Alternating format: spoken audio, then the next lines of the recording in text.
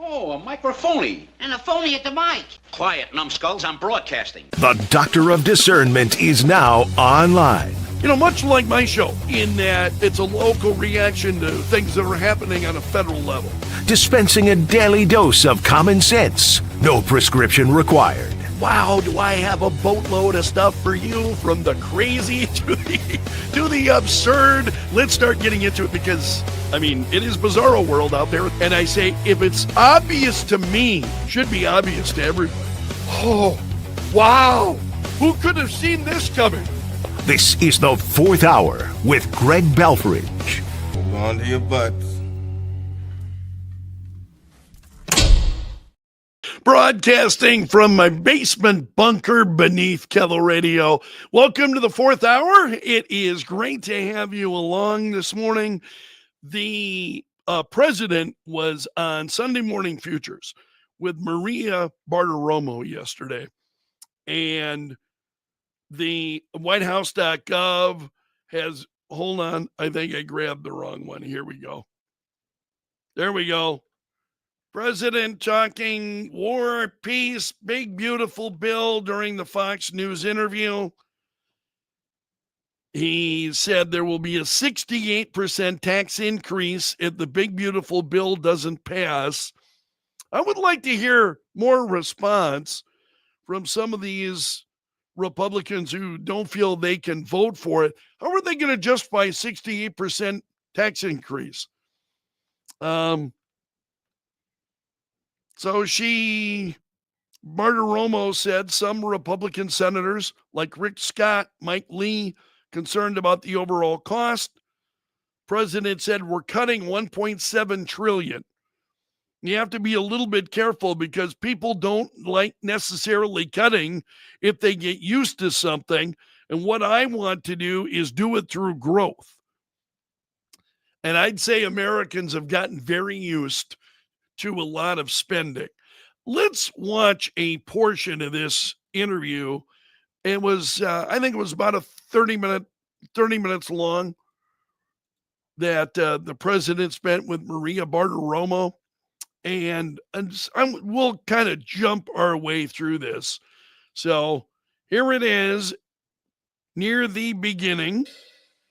Mr. President, you were just coming off of one of the most consequential weeks anybody has ever seen, from striking Iran to going to NATO, to announcing two deals, and then the Supreme Court victory. We talked about this Have morning. you been able to digest what has occurred in the last 7 days? Not really. It was a pretty wild period of time. And I really think in 6 months, we've taken the country and turned it around. I was told by the King of Saudi Arabia, by the leader of Qatar and the leader of UAE, when we went over there, we brought back $5.1 trillion investment into the United States. They said, you know, you're presiding now over the hottest country in the world. And a year ago, we thought your country was dead. It could never come back. It was so incompetently run by a very bad president. And I said, you're right. This country is hot.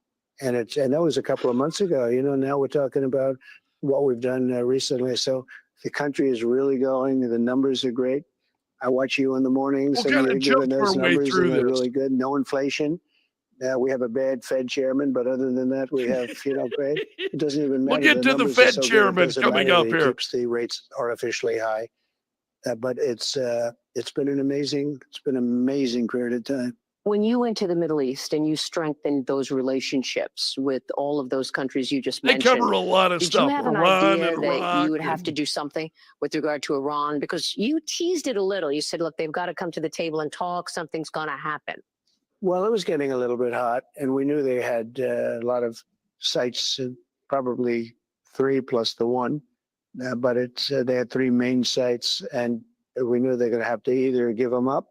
And I thought we could do it during negotiation, and we just about had it done. And then they said, we want enrichment. Enrichment doesn't mean like air conditioning, and it doesn't mean to jack up your car. Enrichment is a bad word. And I said, you got so much oil. What do you need that for? And they said, know what I love about this guy? As he discusses what enrichment means, he's making this understandable for an average American who doesn't understand he's talking about nuclear enrichment. This is, I think, why this president has been so powerful. We need it, and I wouldn't let that happen. I think people wouldn't have understood it if I allowed that to happen. So we had a 60-day talk, and that delayed them a lot. And then we said, let's go at it. And it just worked out. And we wanted to work out also for Iran. They were beaten up, and so was Israel. In all fairness, they were both very tight. We call it the 12-day war. That was an intensive war. But the a lot of this, I want to get to some of the some to do, portions of this. Your show, if you they look back, touched on a people have said, well, do variety. you think they're gonna... I'm going to pause that. They touched on a variety of different things. And Trump has a way of going on at length. Building or trying to build a nuclear weapon. Why should we think that they're actually going to give up on this? Well, they might not give up, but they're going to give up on it while they're exhausted. They are exhausted. See, I don't think they will give up. I don't think Iran is going to give up. I don't think it's possible, not under current leadership. I don't think it's possible that the current leadership of Iran is going to give up. And I think that's something you and I've got to remember, that we have folks out there who hate the country. And I think their hatred of this president in particular is pretty profound. And you don't just suddenly let go of that. You know, the president has given them a bloody nose they'll never forget as a result of this. And I don't think they are just likely to stop pursuing, the enrichment of uranium or anything else. So they took hits like nobody's ever taken. And frankly, no kidding. Israel is tied. They wanted to, it was the perfect time. We went in, we destroyed their nuclear capability, and we stopped. It was a beautiful thing. And they couldn't have gone on much further. And Israel was that was a very intense 12 days, very, very intense. Has any other country suggested? Pretty crazy. So let's move on, because they do talk about a number of different things. They need Apple. They need all of, Apple's spending $600 billion. He's talking about China here. And then you just do a trade deal? We do. Well, we made a lot of money with this trade deal. I do a trade deal if it works. We made a lot of money with the trade deal. You think that China is going to stop bullying companies to give them information in terms of in exchange for getting those rare earth minerals now? The companies shouldn't put themselves in that position. They really shouldn't. Now, I will say this, China right now needs those companies much more than they needed them 2 years ago. 2 years ago, China could do that. Today, they can't, because they need those companies. They need Apple. They need all of, Apple's spending $600 billion, $700 billion in the United States building plants. They were never going to do that. Think of it, $700 billion. But a lot of the companies that are in China are now relocating back to the United States. So, yeah, China's going to treat them much better as they need them. They didn't need them under Biden because they were ripping us off left and right. They need them under Trump.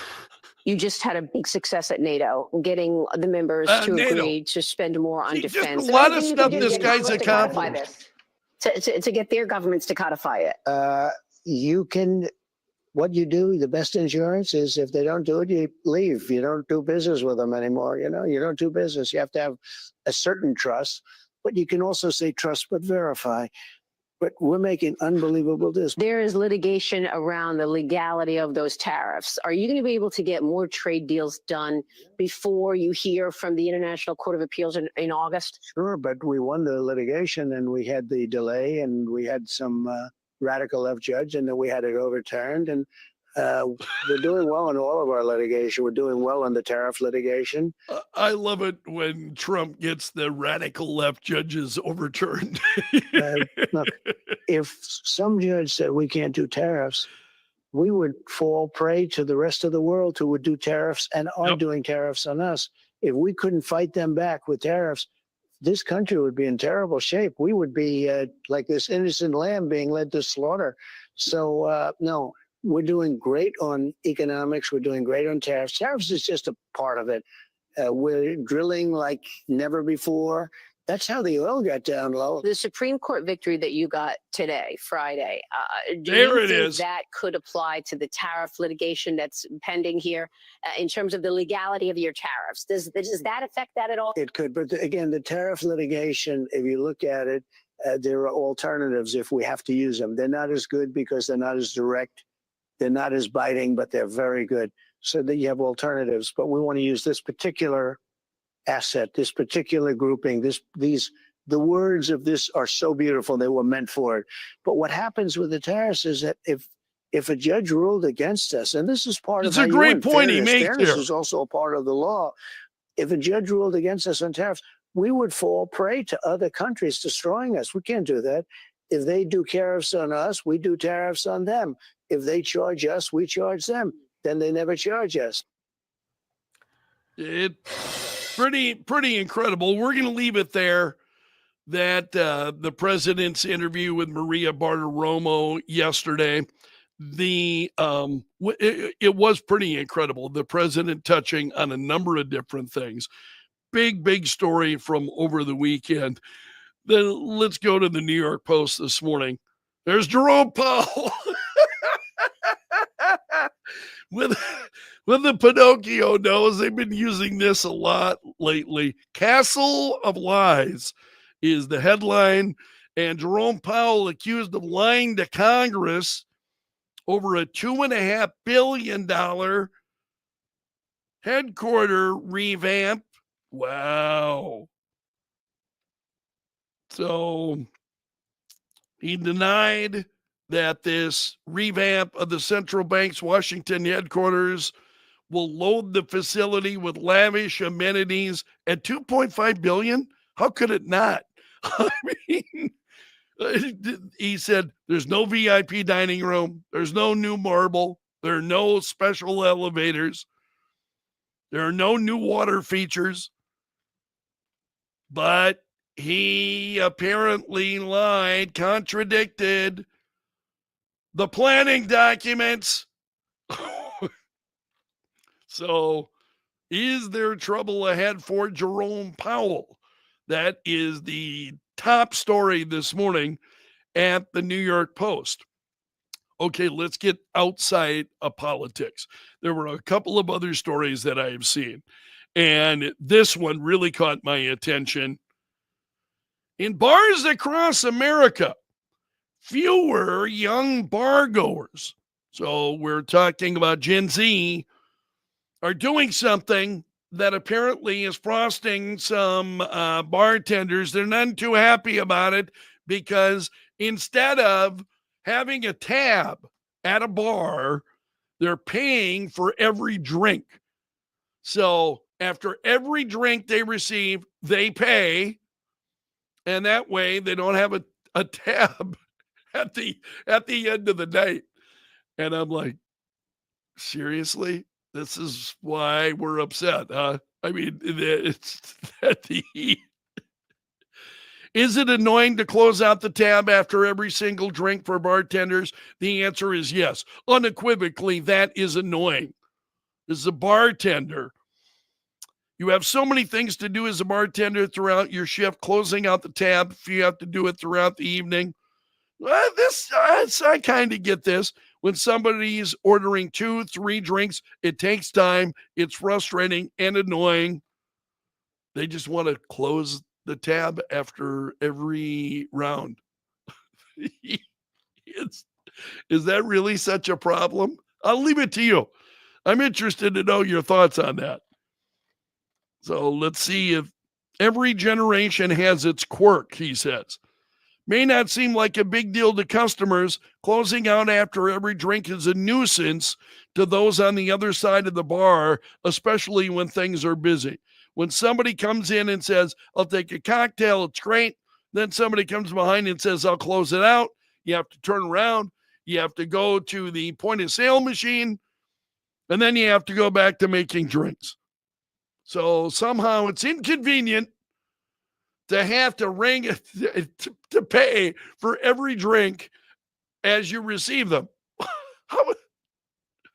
That I've got to say, on my scale of who cares, that just doesn't register. So you pay for every drink. Somehow that's a problem for some. Have you noticed everything's a problem for some people? It's just everything's a problem, man. Becomes a little bit much. All right, and then I apologize for the nature of this. A hurdler who it fell out in the middle of a race, now being sought out by underwear brands. You see this? Chris Robinson apparently had his stuff fall out of his shorts in the middle of a race, getting the internet's attention. And as they correctly note here at Outkick, for good or bad, that's how it tends to work. I totally agree with that. If it happens in the middle of a hurdles event and there is legit concern that you get smack against a hurdle, it's going to get even more attention. That happened last week to American hurdler Chris Robinson. He suffered the wardrobe malfunction. And in the midst of it all now, apparently he's being approached by many who are coming and underwear companies trying to land him as a model for their products. That's kind of a tough way to earn that job, isn't it? I mean, that's what it just appears to me. That's kind of a tough thing to go through in real life in order to earn that job. So Robinson says he's open to the modeling opportunity, agreed to speak to them about their offer. You can't blame him. Okay, you're already embarrassed, right? So if some good comes out of that, because that's a horribly embarrassing situation. So if some good comes out of that, I can't blame. I talked to them as well. So now the competing brands know who are after him. And I'm like, that's not the way I'd want to get into that business, but I can kind of see why. That's notoriety nobody needs, right? Nobody needs that kind of notoriety. We're going to leave it there for today. You have made it to the end of the video. Thank you. You are part of my gallery of champions. Very, very much appreciated. Special salute to the Bunker Brigade. Those are the folks that are here every day commenting. Couldn't do it without you, gang. I really appreciate it. Let others know about what we're doing. I would be incredibly grateful to you for that. So we'll leave it there for today. That's a wrap from the bunker. So until tomorrow, I'm underground and gone.